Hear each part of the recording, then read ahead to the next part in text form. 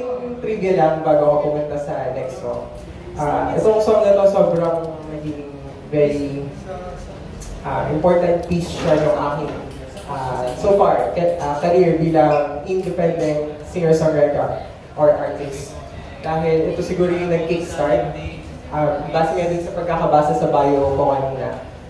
Nung mas bata-bata ako, I used to think I'll join in songwriting competition. And pag nanalo ako, magkaka-record label, magkaka-ring offer, tapos magkaka-release ng mga singles and albums. I have this fantasy or dream na ganun yung mangyayari. But unfortunately, hindi naman pala ganun kadali sa music industry, dahil sa local scene na kung wala kang connection and resources.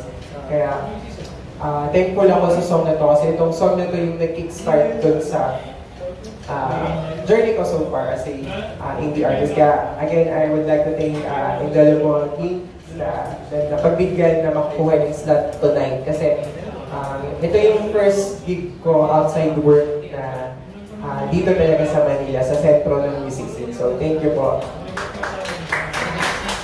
So, I think may time pa naman ako before i-perform yung next original song ko. Siguro, i-perform ko po itong isang song cover. Talagang, ewan ko, this is a sad song by Olivia Rodrigo, pero gusto ko lang siya napapakinggan, napaka-simple niya lang. So, if you know the words, you can sing with me. This song is called Happier. Okay? Nakaka-relate agad sa audience.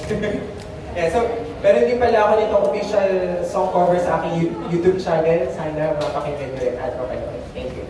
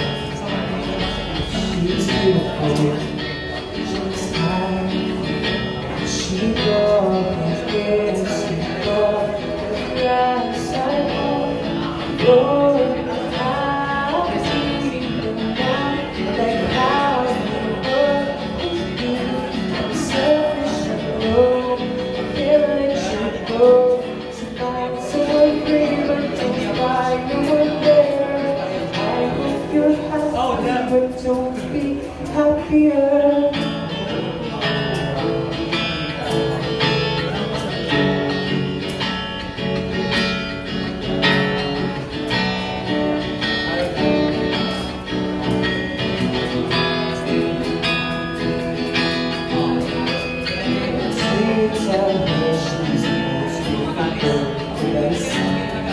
Turn love bullshit, no,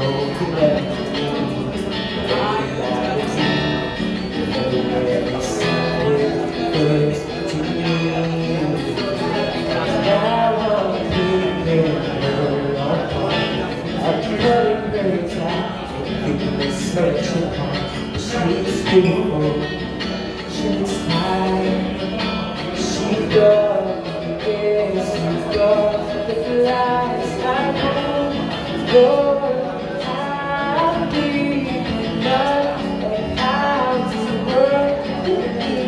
I'm selfish and go, can't let you go. So not to agree, don't fly to clear.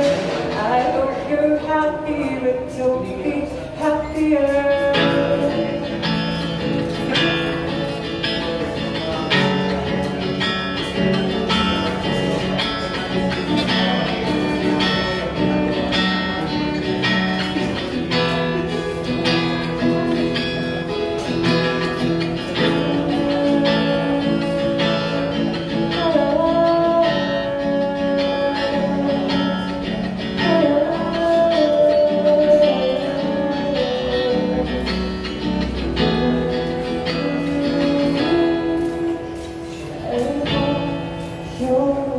have been enough, like how you were with me.